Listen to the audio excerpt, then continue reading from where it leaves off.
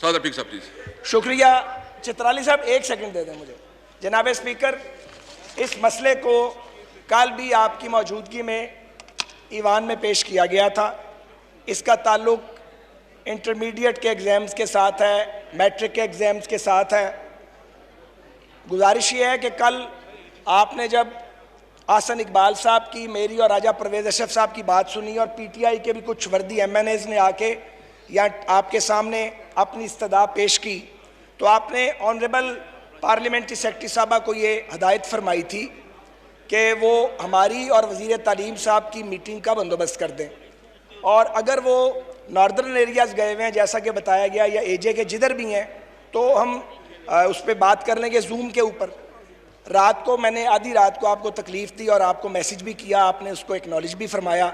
यकीनन आपने दोबारा हदायत भी की होगी, आज सुबह भी मैंने आपको मैसेज किया। अब कल इम्तहानात हैं जनाब, 50 लाख बच्चों का मामला है, लाखों बच्चों की तैयारी नहीं है, क्योंकि महकमा तालीम ने आमिर एक सेकंड महकमा तालीम ने जो स्मार्ट सिलेबस कह रहे हैं वो मुकम्मल नहीं करवाया। मेरी बहन ने कल ये फरमाया था कि सप्लीमेंट्री एग्ज़ाम भी होंगे। हमारा कहना ये है कि आप 2 इम्तहान जो लेना चाहते हैं, 2-1.5 महीने बाद आप सप्ली लेंगे, तो बच्चे फेल करवाने ज़रूरी हैं।